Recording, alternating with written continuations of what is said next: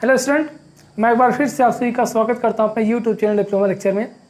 तो हम इरिगेशन का फर्स्ट चैप्टर पढ़ चुके हैं। आज हम इरिगेशन के सेकंड चैप्टर के बारे में बात करने वाले हैं, जिसमें हम इरिगेशन के सेकंड चैप्टर जो हमारा वाटर रिक्वायरमेंट्स ऑफ क्रॉप्स है उसके बारे में हम डिस्कस करेंगे। ठीक है, तो देखते हैं कि वाटर रिक्वायरमेंट्स ऑफ क्रॉप क्या है, उसमें क्या क्या हमारे सिलेबस में दिया गया है, उसके बारे में हम डिस्कस करेंगे। ठीक है, तो सबसे पहले क्या है, हमको क्या पढ़ना है कि प्रिंसिपल क्रॉप, जिसे हम वाटर रिक्वायरमेंट फॉर क्रॉप पढ़ रहे हैं, क्रॉप के बारे में पढ़ रहे हैं। क्रॉप मतलब क्या है हमारा कि फसल। पहले तो हम पढ़ेंगे हम कहाँ रहते हैं, भारत में रहते हैं। भारत में रहते हैं तो भारत के बारे में पढ़ेंगे, भारत में कौन कौन सी फसलें, मेन फसलें कौन कौन सी होती हैं। सबसे पहले तो हम चैप्टर का नाम लिख लेते हैं यहाँ पे। चैप्टर 2 है हमारा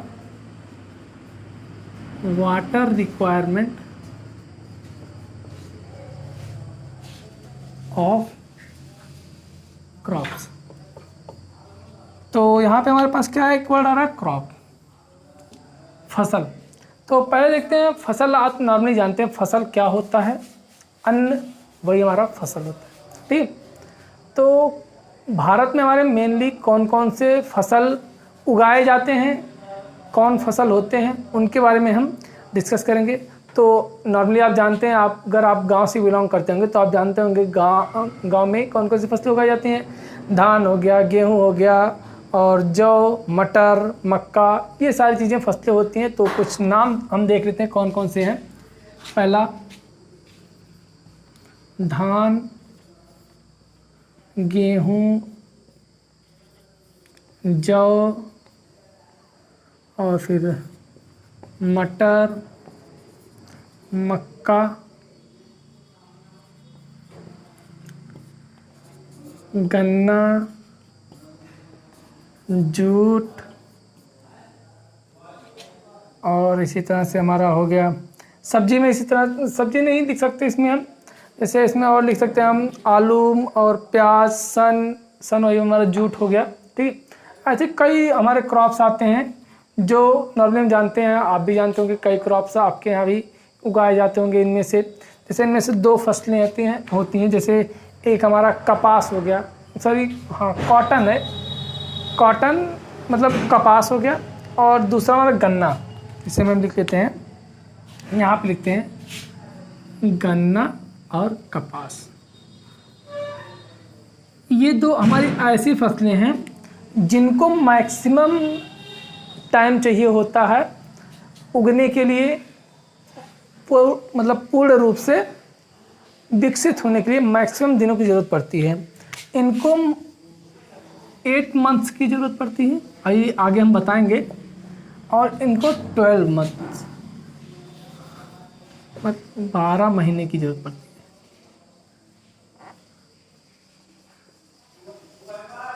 ठीक है, ये हुआ हमारा क्या, ये गन्ना हमारा होता है, ये 12 मासी फसल कहलाता है। कपास हमारा होता है, ये 8 मासी फसल कहलाता है।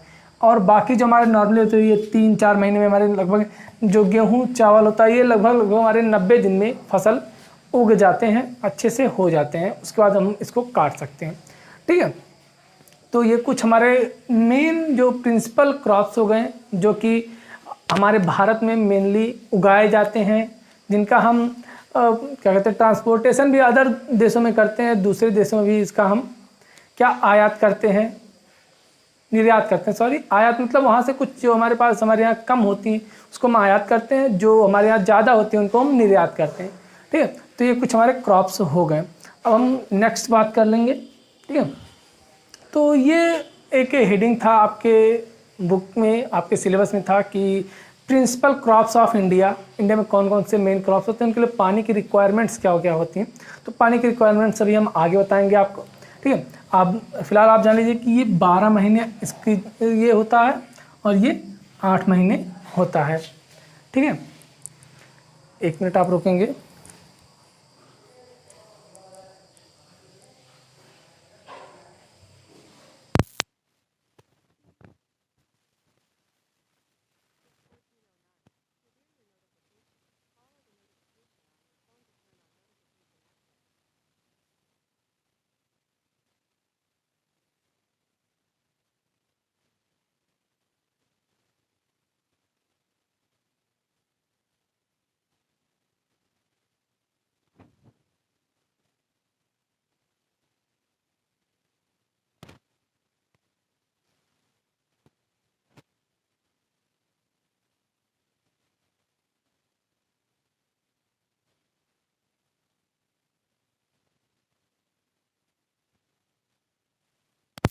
तो हम देखते हैं, ठीक है, कुछ इश्यूज थे इसलिए हमको थोड़ी देर रुकना पड़ा, उसके लिए सॉरी चाहेंगे। ठीक है, तो क्या हमारा ये गन्ना जो होता है जिसको हम बोलते हैं शुगर केन, ये हमारा 12 मासी फसल कहलाता है। और ये कपास हमारा होता है जिसको हम कॉटन बोलते हैं, हमारा 8 मासी फसल कहलाता है। बाकी ये जो हमारी नॉर्मली धान गेहूँ होते हैं ये हमारे लगभग 90 दिन में हो जाते हैं, उसके बाद हम इसको आसानी से काट सकते हैं।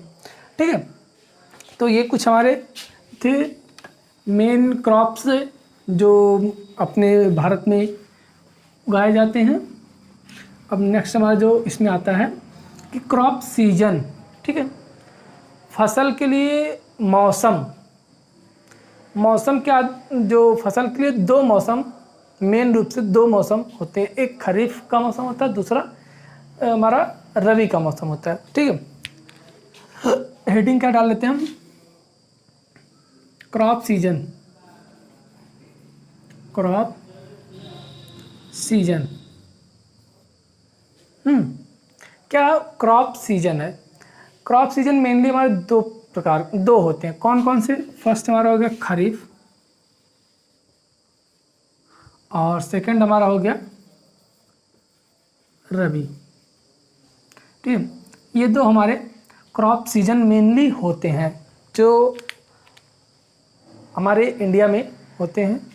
इंडिया में क्या सब जगह होते हैं, ये 2 मेनली होते हैं। खरीफ कौन कौन सी फसलें होती हैं और रबी में कौन कौन सी फसलें होती हैं। खरीफ मतलब एक देखिए, अगर आपको कन्फ्यूजन होता है रबी और खरीफ मतलब गर्मी में कौन होता है ठंडी में कौन होता है, तो आप ऐसे याद रख सकते हैं। रबी मीन्स क्या होता है, सूर्य हमको कब अच्छा लगता है, ठंडी के मौसमों में क्या होता है, आपको सूर्य अच्छा लगता है।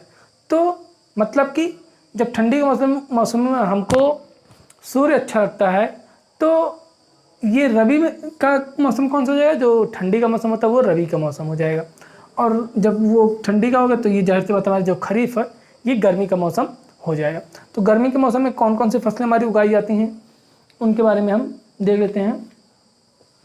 ठीक है, इनमें जो बोने का काम होता है वो हिंदी का जो श्रावण महीना होता है, सावन होता है, सावन बोलते हैं लोग, श्रावण शुद्ध हिंदी होती है उसकी। ठीक है, तो उस महीने में इसकी बुआई स्टार्ट हो जाती है, श्रावण मास के आसपास स्टार्ट हो जाती है। मतलब कि श्रावण मास का अगर देखें मतलब मार्च अप्रैल मई जून जुलाई के आसपास इसकी बुआई शुरू हो जाती है, जो खरीफ की फसलें होती हैं। और रबी की फसलों की बात करें तो ये हमारा आषाढ़ मास में इसकी कटाई स्टार्ट हो जाती है। ठीक है, उत्तर भारत में इसको हाड़ी की फसल भी कहते हैं। क्या? हाड़ी की फसल। ठीक है, तो खरीफ की फसलें कौन कौन सी होती हैं अब आप देख सकते हैं कौन कौन सी, जैसे हमारा धान हो गया, ज्वार हो गया, फिर बाजरा हो गया, चरी, जूट, मूंगफली। ठीक है, धान, ज्वार, बाजरा,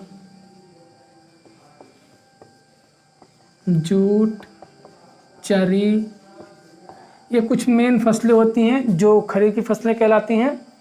ठीक है, और इसमें मूंगफली, लहसुन, मूंग, अरहर, मूंगफली, लहसुन, ये कुछ फसलें होती हैं जिनको हम खरीफ की फसल कहते हैं। इसके बाद हमारा क्या आता है, रबी की फसलें जो ठंडी में उगाई जाती हैं। रबी की फसलें कौन कौन सी होती हैं, गेहूँ, चना, जौ, मटर, आलू, सरसों। गेहूँ, चना, जौ, मटर, आलू, सरसों, ये सब क्या आते हैं, आदि हम लिख सकते हैं। ये हमारी रबी की फसलें कहलाते हैं। इसको हम उत्तर भारत में इसको हाड़ी की फसल के नाम से भी जानते हैं। ठीक है, ये हमारे खरीफ की फसल हुई कुछ, और ये रबी की फसल हुई। रबी की फसल मतलब इसको हम खरीफ की फसल को हम बोल सकते हैं कि गर्मी मतलब समर क्रॉप बोल सकते हैं, गर्मी की फसलें। और इसको रबी की फसल को विंटर क्रॉप बोल सकते हैं, मतलब कि ठंडी की फसलें। ठीक है, ये विंटर क्रॉप और ये समर क्रॉप, ये कुछ बातें आप क्रॉप सीजन से याद रखिए, बहुत ज़्यादा नहीं, इतना ही आपको क्रॉप सीजन में पढ़ना है, ठीक है। और आगे चलते हैं नेक्स्ट, थोड़ा सा इसमें और देख लेते हैं। हमने आपको भी 12 मासी और 8 मासी फसलों के बारे में बताया, उनके बारे में थोड़ा सा देख लेते हैं। तो जो 8 मासी फसलें होती है वो हमारी जूट होती है, सॉरी जूट नहीं, जून से फरवरी तक का समय लेती है। जो इसको मिटाते हैं,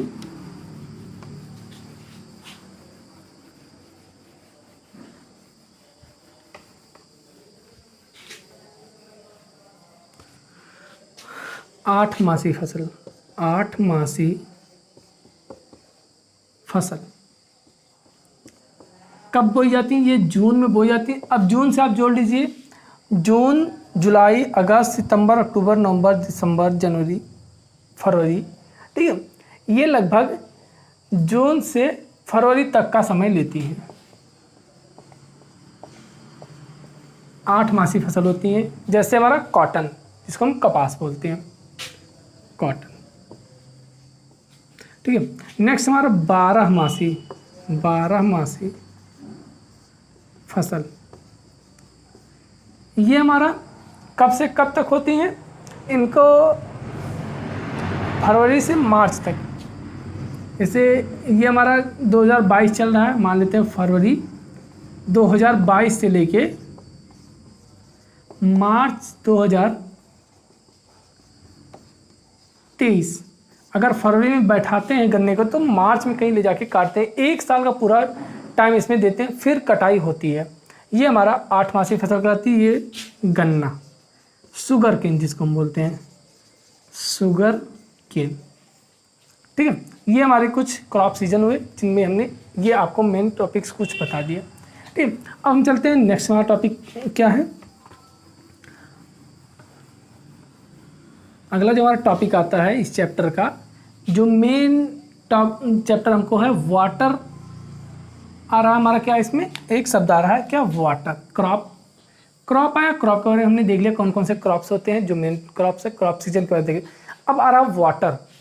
वाटर कहाँ पे होता है? हमारा ज़मीन में होता है, जो हमारे फसल को उगाने का काम करता है, ठीक है।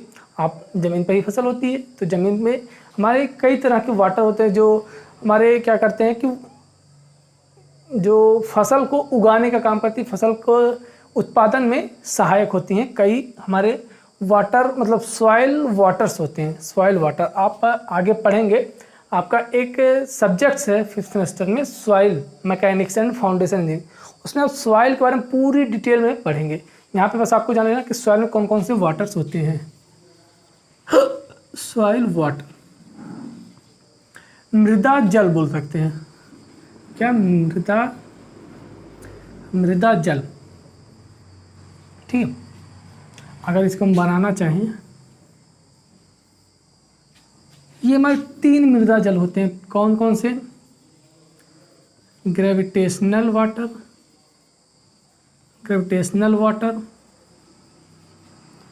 और फिर सेकंड हमारा आता है क्या? कैपिलरी वाटर, कैपिलरी वाटर, और थर्ड हमारा आता है हाइग्रोस्कोपिक वाटर, ठीक है। ग्रेविटेशनल वाटर मतलब गुरुत्व जल, कैपिलरी वाटर मीन्स केशिकीय जल, और हाइग्रोस्कोपिक वाटर मीन्स आर्द्रताग्राही जल, ठीक है। हिंदी बहुत ज़्यादा थोड़ा सा प्रॉब्लम हो रही है हिंदी में, क्योंकि हिंदी आपको अगर याद है ना तो नहीं समझ में आएगा, लेकिन इंग्लिश में आपको समझ में आएगा। ग्रेविटेशन मतलब गुरुत्व वाटर, गुरुत्व जल क्या होता है? ये ग्रेविटेशनल वाटर हो गया, और फिर ये हमारा कैपिलरी वाटर हो गया, और ये हमारा हाइग्रोस्कोपिक वाटर, हाइग्रोस्कोपिक वाटर, ठीक है। ये 3 हमारे वाटर हो गए। हमने ये ऐसे क्यों बनाया ये आप ध्यान रखिए। जो ग्रेविटेशनल वाटर होता है, जैसे ये हमारे पास कोई क्रॉप हो गया, मान लीजिए कोई फसल ये है, ये कोई फसल हमारे पास मान लीजिए है, ठीक है। हमें फिगर नहीं समझ में आ रहा कैसे बना रहे, लेकिन आप थोड़ा समझने की कोशिश कीजिए कि ये कोई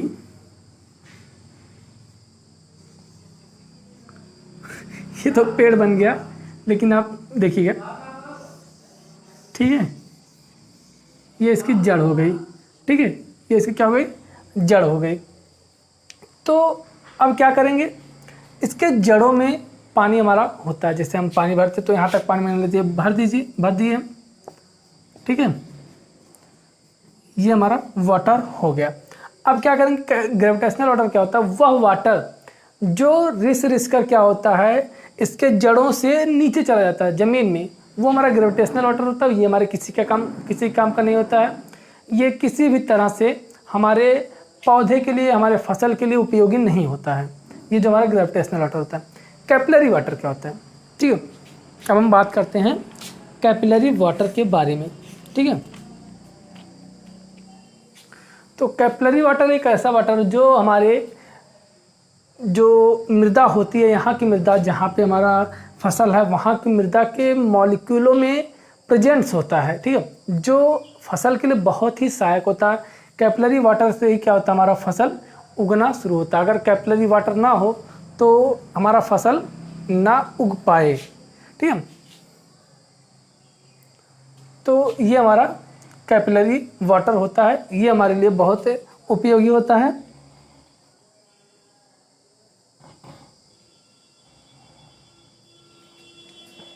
यही एक वाटर होता है जो हमारे पौधे को ग्रोथ करने में सहायक होता है, हमारे पौधे की ग्रोथ में सहायक होता है, ये हमारा कैपिलरी वाटर होता है।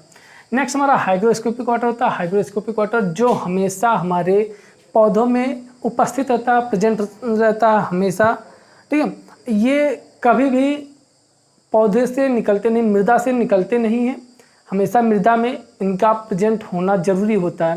जैसे अगर हम मृदा को क्या करते हैं, 105 मतलब 110 डिग्री सेल्सियस से अधिक पर गर्म करते हैं तो वो हाइग्रोस्कोपिक वाटर उसमें से निकल जाएगा, तो वो मृदा हमारे किसी काम की नहीं रह जाएगी। इसलिए जनरली जब हम कोई भी टेस्ट करते हैं, आगे आप पढ़ेंगे सॉइल मैकेनिक्स में, जब कोई टेस्ट करते हैं वो 105 से 110 डिग्री सेल्सियस तक हीट करते हैं, इससे ज़्यादा हीट हम उसको नहीं करते हैं। अगर उससे ज़्यादा हीट कर देंगे या फिर उससे कम हीट करेंगे, उससे ज़्यादा हीट कर देंगे तो उसका जो हाइग्रोस्कोपिक वाटर है वो उड़ जाएगा, तो वो सॉइल टेस्ट करने लायक नहीं रह जाएगा। अगर उससे कम गर्म करते हैं तो और बाकी जो उसके मॉइस्चर होते हैं वो मॉइस्चर नहीं जाएंगे, तो वो ऑलरेडी पहले से मॉइस्चर इसमें उपस्थित रहे, तो जैसे हमको मॉइस्चर कंटेंट ज्ञात करना है तो मॉइस्चर कंटेंट हमारा सही से नहीं ज्ञात होगा, ठीक है। तो ये क्या हमारे 3 प्रकार के वाटर के, इसमें जो हमारा फसल के लिए ज़रूरी होता है वो हमारा कैपिलरी वाटर बहुत ही इंपॉर्टेंट होता है, अवेलेबल ये रहना चाहिए हमारे वाटर। ये इसको हम थोड़ा सा उल्टा हो गया, ठीक है, ये ग्रेविटेशनल वाटर हो गया और ये हमारा हाइग्रोस्कोपिक वाटर है, ठीक है। ये हमारा सॉइल वाटर हुआ, 3 प्रकार के हमारे वाटर हो गए। नेक्स्ट अब हम पढ़ते हैं जो कि बहुत ही मेन टॉपिक है एग्जाम के पॉइंट ऑफ व्यू से।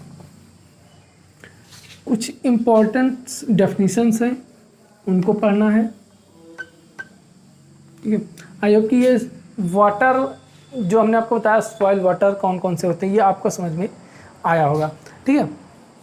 तो अब हम बात करते हैं कुछ डेफिनेशंस के बारे में जो हमारे एग्ज़ाम के पॉइंट ऑफ व्यू से इम्पॉर्टेंट है, हमारे एग्ज़ाम में हमेशा आते रहते हैं, उनके बारे में हम बात कर लेते हैं, ठीक है।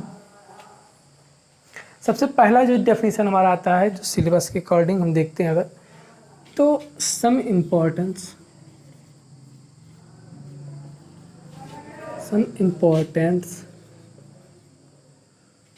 डेफिनेशंस।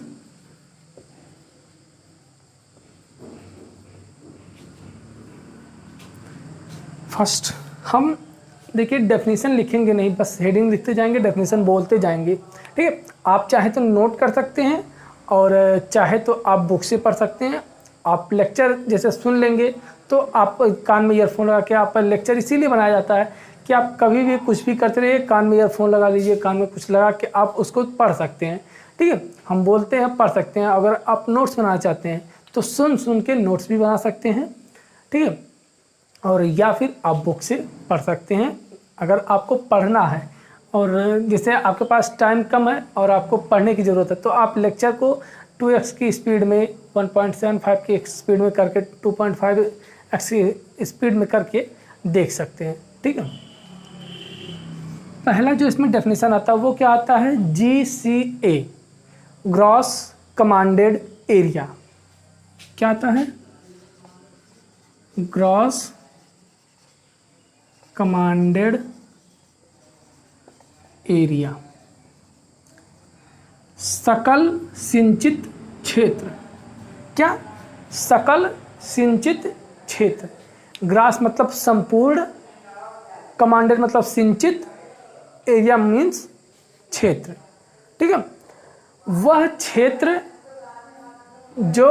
जिसको हम, ठीक है, क्या लिख सकते हैं, जैसे कहीं नहर से अगर पानी आ रहा है, ठीक है, नहर से पानी आ रहा है और उसके आसपास का पूरा क्षेत्र जिसको हम उस नहर के द्वारा सींच सकते हैं वो हमारा ग्रॉस कमांडेड एरिया कहलाता है, सकल सिंचित क्षेत्र कहलाता है। ठीक है, ये हुआ हमारा ग्रॉस कमांडेड एरिया। 1 मिनट आप रुकेंगे।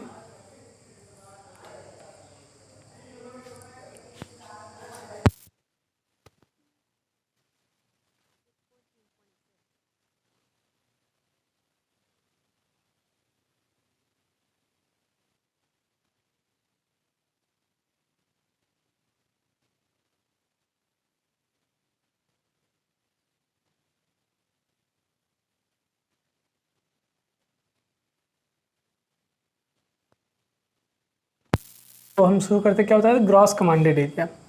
कुछ ऑब्स्टेकल्स थे, उनको दूर करने के लिए हमको थोड़ा सा होल्ड करना पड़ा, उसके लिए हम क्षमा चाहेंगे।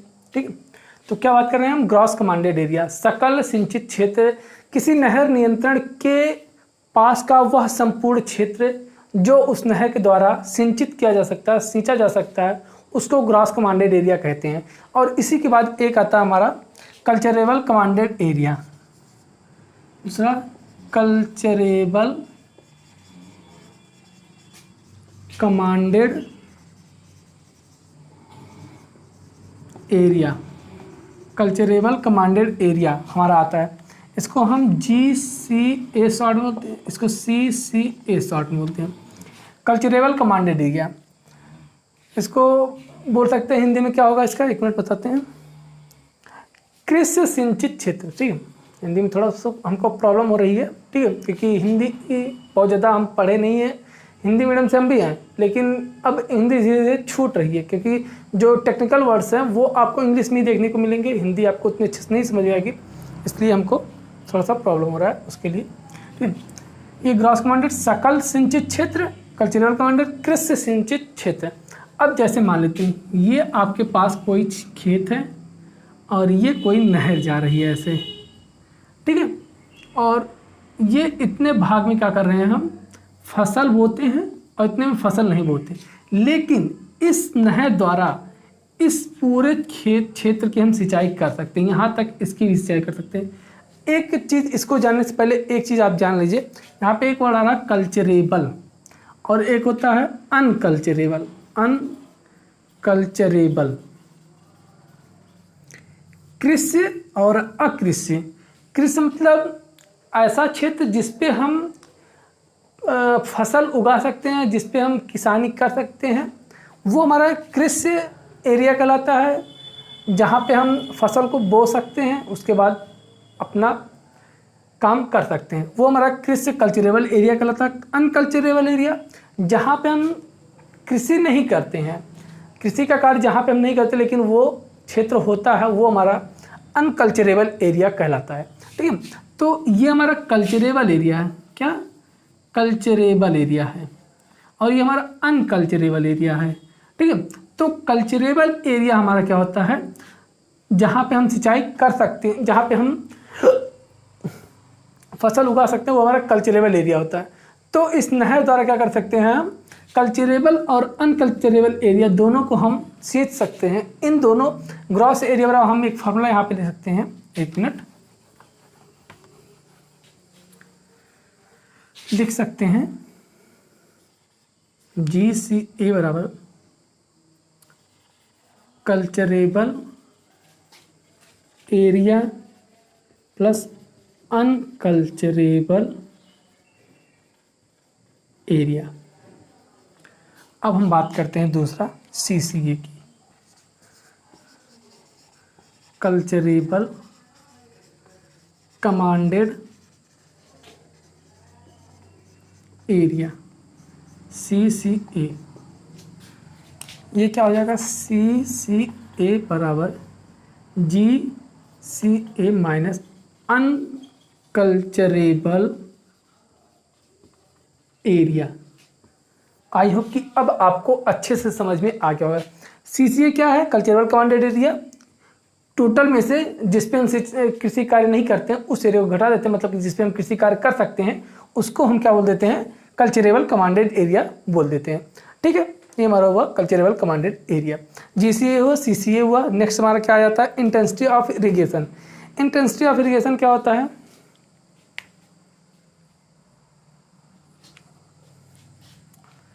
यहीं पे लिखते हैं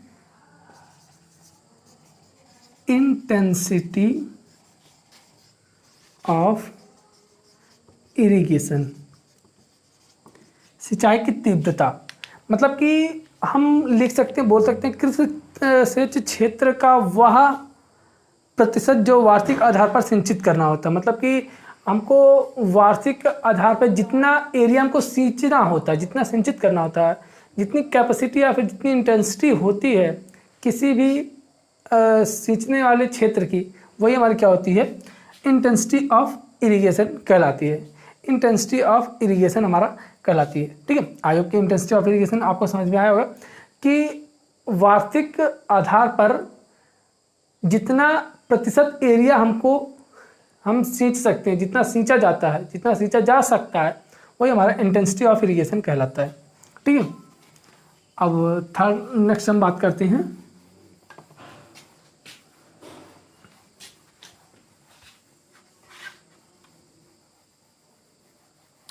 आप एक नाम सुनते हो कि पलेवा। पलेवा सिंचाई क्या होता है? ठीक है, अब हम बात करते हैं थर्ड, ये फोर्थ नंबर, पलेवा। हिंदी में क्या बोलते हैं? पलेवा सिंचाई। पलेवा की बात करते हैं तो पलेवा क्या होता है? बीज बोने से पहले क्या करते हैं? जैसे हमारा जो खेत होता है, आपका जो खेत होता है, जैसे आपने क्या क्या गेहूं या धान कुछ आपने बैठाया हुआ है, उसके बाद उसको कट कर लिया। मान लीजिए धान आपने बैठाया, धान को आपने कट किया। कट करने के बाद क्या होता है? कुछ दिन खेत को हम ऐसे खुला छोड़ देते हैं। उसके बाद जैसे धान कट किया, धान कट करने के बाद कुछ लोग क्या होते हैं वहीं पे अपना जैसे दबाते हैं, फिर वहाँ से उठवा ले जाते हैं गेहूँ, और भूसा उसमें रहता है। भूसा हटाने के बाद, जो भूसी हमारी होती है उसको हटाने के बाद क्या करते हैं? उसको बीज बोने से पहले एक बार सींचते हैं, एक बार उसकी सिंचाई करते हैं। क्यों? ताकि जो हमारा ज़मीन है वो नम हो जाए, थोड़ा मॉइस्चरेबल हो जाए। तो वही जो हमारी पानी होती है, वही जो सिंचाई होती है, वही पलेवा सिंचाई कहलाती है। मतलब कि बीज बोने से पहले खेत को सूखी, ठीक है, खेत की सूखी मिट्टी को नम करने के लिए बीज बोने से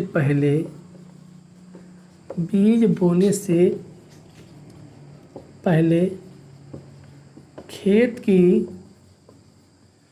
सूखी मिट्टी को नम करने के लिए जो सिंचाई की जाती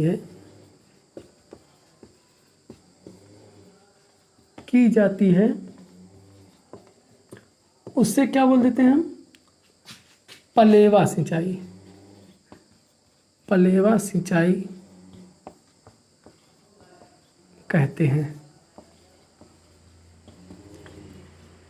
ठीक है, पलेवा सिंचाई क्या हो गया? अब आपको आई होप की समझ में, बीज बोने से पहले खेत की सूखी मिट्टी को नम करने के लिए जो सिंचाई की जाती है वही पलेवा सिंचाई कहलाती है। ये हुआ पलेवा। नेक्स्ट हमारा था कोर पीरियड। ठीक है, क्या है? फिफ्थ, कोर पीरियड, जिसको हम कोर काल बोल देते हैं। कोर काल बोलते हैं। ये क्या होता है? बीज फूटने के बाद जब पौधा कुछ सेंटीमीटर का हो जाता है, ठीक है, तो उसको पानी की आवश्यकता होती है। जैसे आपने गेहूं बैठा है, गेहूं के बाद गेहूं थोड़ा सा अंकुरित हुआ, छोटा हुआ, जैसे आपने बीज डाला गेहूं का, और कुछ ही वो मान लेते इतना बड़ा 2-4 सेंटीमीटर का हुआ, फिर उसको पानी की ज़रूरत होती है। पानी की ज़रूरत जो होती है मतलब कि बोल सकते हैं बीज फूटने के बाद जो जब पौधा कुछ सेंटीमीटर का हो जाता उस समय जो पानी की ज़रूरत हमको पड़ती है वही हमारी कोर पीरियड की बात हो रही है। कोर सिंचाई की बात नहीं हो रही है, कोर पीरियड की बात हो रही है। तो बीज फूटने तक मतलब कि बीज फूटने से लेके सिंचाई करने से पहले तक का जो पीरियड जो समय होता है वो हमारा कोर पीरियड कहलाता है। ठीक है, ये हमारा क्या हुआ, कोर पीरियड हो गया।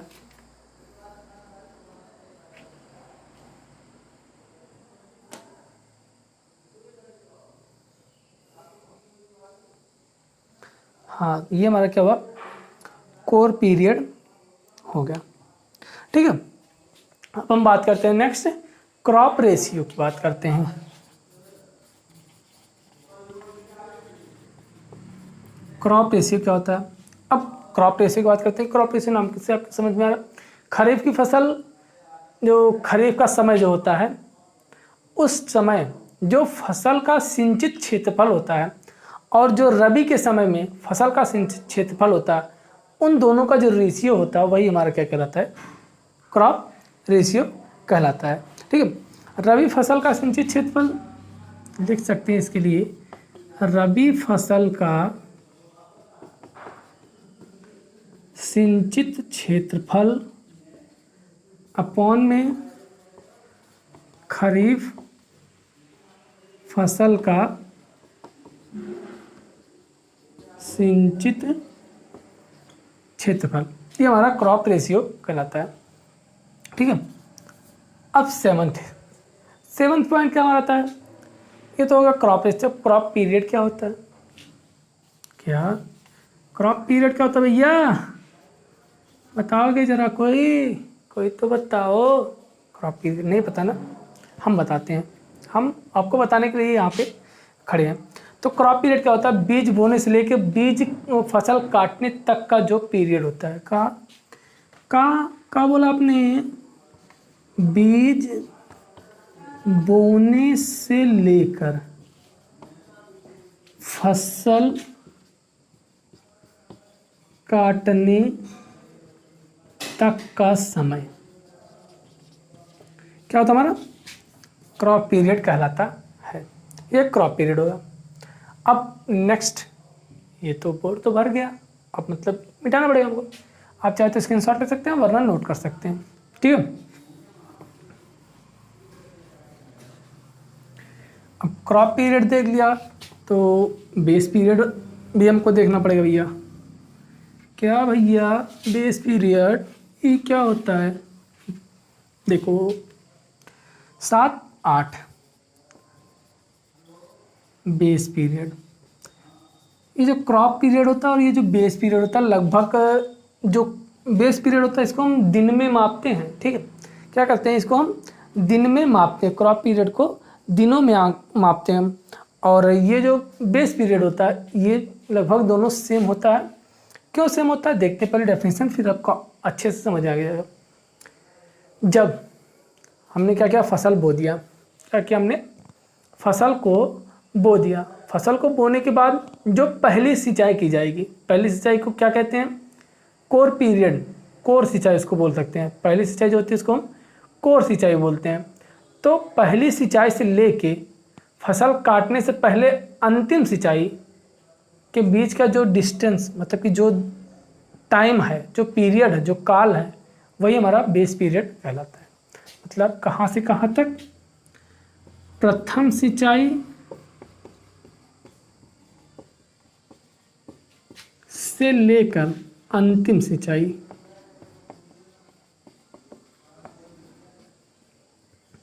तक की ये जो डिस्टेंस, ये जो पीरियड है, यही हमारा क्या होता है, बेस पीरियड। बेस पीरियड, ठीक। तो देखते हैं कैसे क्रॉप पीरियड और बेस पीरियड लगभग सेम होता है। प्रथम सिंचाई कब करते हैं, जब पौधा छोटा सा अंकुरित हो जाता है, थोड़ा सा बड़ा हो जाता है, मतलब कि बहुत ज़्यादा नहीं, कुछ दिनों में बड़ा हो जाता है, 2-4-10 दिनों में। और अंतिम सिंचाई कब करते हैं, काटने से पहले, वो भी 2-4-10 दिन के पहले सिंचाई करते हैं, उसके बाद काट देते हैं। तो कुछ ही दिनों का अंतर होता है, इसलिए हम लगभग सेम दोनों को मान लेते हैं। तो ये हुआ हमारा बेस पीरियड। अब आपका अभी हम बताते हैं इसमें कौन कौन सा आपके लिए इम्पोर्टेंट जो डेफिनेशंस है वो हम आपको एक लिख के बता देंगे। ठीक, तो ये हुआ बेस पीरियड। 9th हमारा क्या आ जाता है, ड्यूटी। पहले ड्यूटी से पहले हम जान लेते हैं एक चीज़, 9th cumec day. Cumec day क्या होता है? नहरों में जो पानी बहता है, ठीक है, नहर के मिश्रण अथवा नहर से निकलने वाले पानी को क्या कहते हैं, हम क्यूमेक में मापते हैं।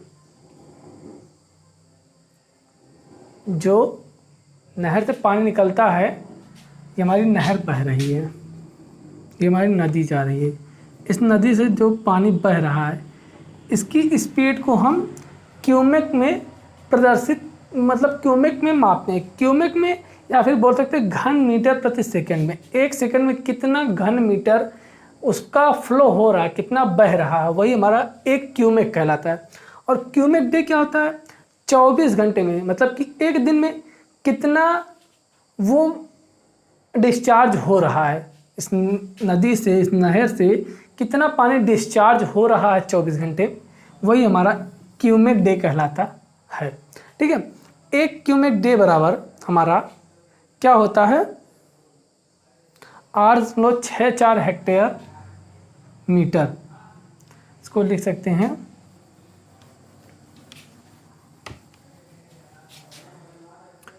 1 क्यूमेक बराबर 8.64 हेक्टेयर मीटर। ये आप याद रखिएगा, ये अभी आपको आगे काम आएगा। ठीक है, क्यूमेक डे ये हो गया। अब नेक्स्ट मोगा। मोगा आप सुने होंगे, आउटलेट, इंग्लिश आपको अच्छे से समझ में आ जाएगी। 10th मोगा इंग्लिश में बोलते हैं आउटलेट। ठीक है, इंग्लिश में बोलते हैं आउटलेट। आउटलेट जैसे क्या किया, नहर से हमने पानी ले गया, नहर से हमको क्या करना, पानी लेके जाना है। ठीक है, तो वहाँ पे एक आउटलेट बनाते हैं, नहर से हमको पानी लेके जाना, पाइप नाली बनाएंगे, नाली से पानी ले जाएंगे हम खेत तक। तो जो नहर और नाली है, उनके नहर के मुंह पर या फिर नाली के मुंह पे बोलेंगे एक आउटलेट बनाते हैं, जहाँ से हमारा पानी तो जाता है, वही हमारा आउटलेट कहलाता है। 11th क्या हमारा हो गया, गूल। गूल जिसको हम वाटर कोर्स से इंग्लिश में बोल देते हैं। ये क्या होता है, अब क्या किया हमने, पानी खेत से ले जाके नाली, एक मेन नाली निकाल दी, उसको ले जाके हमने खेत तक पहुंचा दिया। खेत तक पूरे न पहुँचे, एक नाली ऐसी नाली होगी जो सबके खेतों से होते हुए जाएगी, तो हो सकता है आपकी खेत से थोड़ा सा दूर पे हो। ठीक है, तो मोगा से निकली नाली जो हमारा ये क्या होता है, ये आउटलेट होता है। आउटलेट से जो हमारा नाली निकलता, आउटलेट ये हमारा जा रहा है, ये हमारे यहाँ खेत हमारा यहाँ है, यहाँ से ये जो नाली निकल रही है, यही नाली हमारी क्या कहलाती है, यही हमारी गूल कहलाती है, वाटर कोर्स जिसको बोलते हैं। ठीक है, ये कुछ डेफिनेशंस हो गए। अब हम देख लेते हैं ड्यूटी। ड्यूटी क्या होता है, डेल्टा क्या होता है। आपके सिलेबस में है कि ड्यूटी, डेल्टा और बेस पीरियड में संबंध, इस पे आपको क्वेश्चंस आते हैं और बहुत ही इम्पॉर्टेंट टॉपिक ये होता है आपके एग्जाम के पॉइंट ऑफ व्यू से। ड्यूटी, डेल्टा और बेस पीरियड में रिलेशन क्या होता है, ठीक है, अभी वो आपको हम बताएंगे। ये 12th नंबर हमारा हो गया ड्यूटी। ड्यूटी हिंदी में भी इसको ड्यूटी बोलते हैं। तो ड्यूटी जो हमारा होता है, ठीक है, ये ड्यूटी जो लोग जाते हैं वो ड्यूटी नहीं होता है। ठीक है, ये जो हमारा होता है ये वो ड्यूटी नहीं होता है जो आप सोचते हैं ड्यूटी लोग करने जाते हैं। ये ड्यूटी क्या होता है ये सुनिए। ठीक है, क्या करते हैं कि एक क्यूमेक पानी, एक क्यूमेक हमने आपको कितना बताया था, 8.64 हेक्टेयर मीटर। एक क्यूमेक बराबर इतना होता है हेक्टेयर मीटर।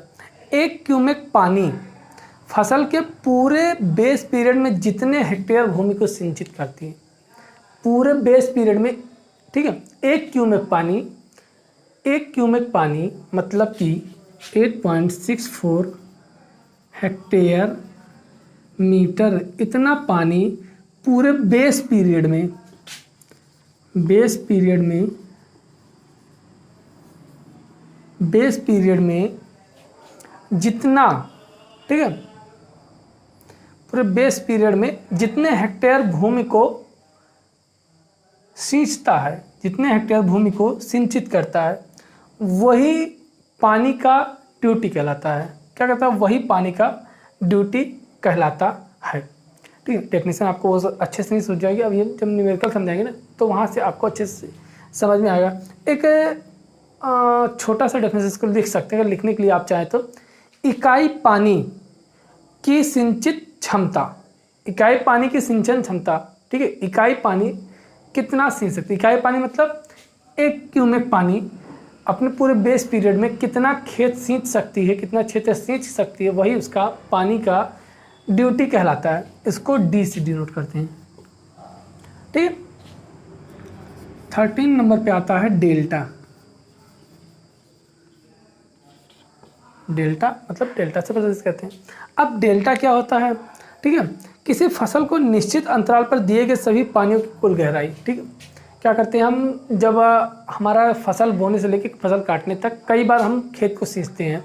ठीक है, तो कभी हम 25 सेंटीमीटर पानी इसमें डालते हैं, कभी 50 सेंटीमीटर, कभी 20 सेंटीमीटर। तो इन सब का जो औसत होता है वही हमारा डेल्टा कहलाता है। ठीक है, क्या कई बार जो हम पानी देते हैं उन सभी पानी का जो औसत होता है वही हमारा डेल्टा कहलाता है। तो ये हमारा हो गया ड्यूटी, डेल्टा और बेस पीरियड। अब इन सब में रिलेशन क्या होता है? रिलेशन यहाँ पे हम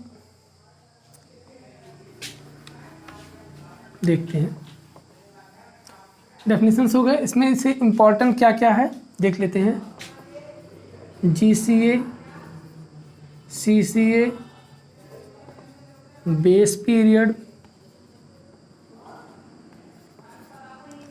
ड्यूटी, डेल्टा और क्रॉप पीरियड। और ये कुछ इम्पोर्टेंट्स हैं। ठीक है, इंटेंसिटी ऑफ इरिगेशन,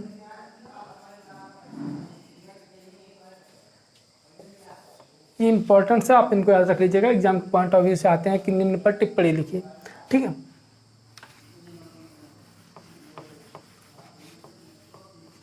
अब देखते हैं ड्यूटी, डेल्टा और बेस पीरियड में रिलेशन क्या होता है। Relation between duty, delta and base period. ठीक है, relation between duty, delta and base period. Duty, delta and base period, relation between duty, delta and base period. Duty को D और delta और B, इन तीनों में रिलेशन क्या होता है इनके बारे में हम देख लेते हैं। यदि डी हेक्टेयर खेत में डेल्टा मीटर पानी, गहरा पानी भरा जाए तो पानी का कुल आयतन कितना हो जाएगा। ठीक है, इसको हम प्रूफ नहीं करवाते हैं। ठीक है, डेफिनेशन से आपका डायरेक्ट न्यूमेरिकल आ जाता है, तो न्यूमेरिकल के बिहाफ पे हम आपको फार्मूला डायरेक्ट बता देते हैं क्या होगा। ठीक है, जो फार्मूला आपका होता है वो होता है D बराबर 8.64 B अपॉन में डेल्टा हेक्टेयर मीटर। ठीक है, ये सॉरी हेक्टेयर पर क्यूमेक होता है, पर क्यूमेक।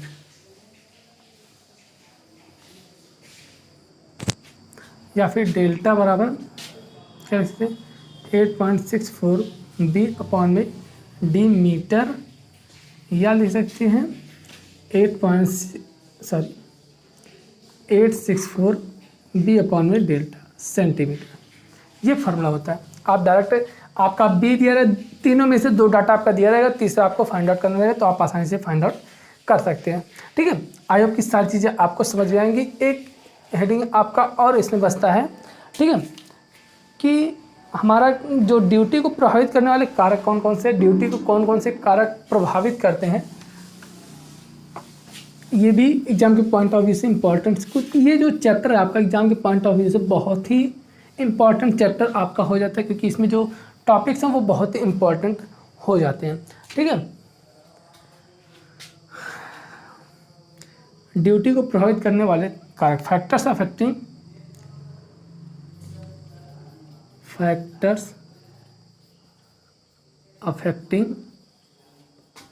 Of duty.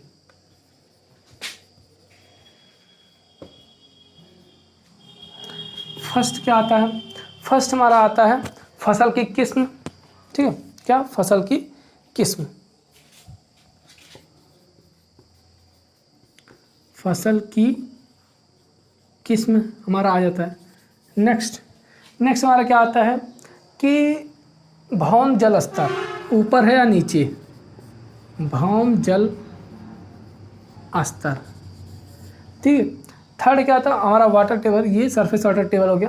थर्ड हमारा क्या आता है इसमें वर्षा कितना हो रहा है, कम हो रहा है, ज़्यादा हो रहा है, ये भी हमारी ड्यूटी को प्रभावित करता है, वर्षा। फोर्थ इसी में हमारा आ जाता है कि मौसम कैसा है, मौसम। फिर पांचवा बेस पीरियड, इसी तरह से छठवां हमारा हो गया। ठीक है, जो नहर था, नहर में गूलों की दशा है, जो हमने गूल आपको बताया, गूल की दशा। इसी प्रकार 7th पॉइंट्स हमारा आ जाएगा जल कर चार्ज, मतलब कि जो वाटर, जैसे क्या होता है वाटर चार्ज भी लगता है कहीं कहीं, वो अब पहले तो लगता था अब नहीं लगता। वाटर चार्ज किस हिसाब से लिया जा रहा है उसके आधार पर भी लोग सिंचाई करते हैं, तो वो भी ड्यूटी को हमारे प्रभावित करता है। ठीक है, जल कर चार्ज करने की विधि, जल कर चार्ज करने की विधि। और 8 पॉइंट तो हमारा हो जाएगा। 8वां पॉइंट हमारा क्या हो जाएगा इसी में, खेत की स्थलाकृति, खेत की स्थलाकृति कि खेत कैसा, उबड़ खाबड़ है, प्लेन है, ठीक है, ऊपर है, नीचे है, कहाँ पे है, खेत की स्थलाकृति। इसी प्रकार से हमारा खेत सिंचाई की विधि, खेत को किस विधि से हम सींचते हैं, खेत सिंचाई की विधि। ठीक है, तो ये हुआ आपका वाटर रिक्वायरमेंट्स ऑफ क्रॉप। ठीक है, आई होप कि आपको सारी चीज़ समझ में आई होंगी। अगर आपको सारी चीज़ समझ में आ रही हैं तो हमारे साथ बने रहिए, चैनल को सब्सक्राइब कीजिए, लाइक कीजिए, वीडियो को ज़्यादा से ज़्यादा शेयर कीजिए अपने दोस्तों के बीच, जिससे उनको सभी को भी लाभ मिल सके। तो आज के लिए बस इतना रखते हैं, मिलते हैं आपसे नेक्स्ट वीडियो में। यहीं पे ये चैप्टर समाप्त होता है। तब तक के लिए धन्यवाद, थैंक यू।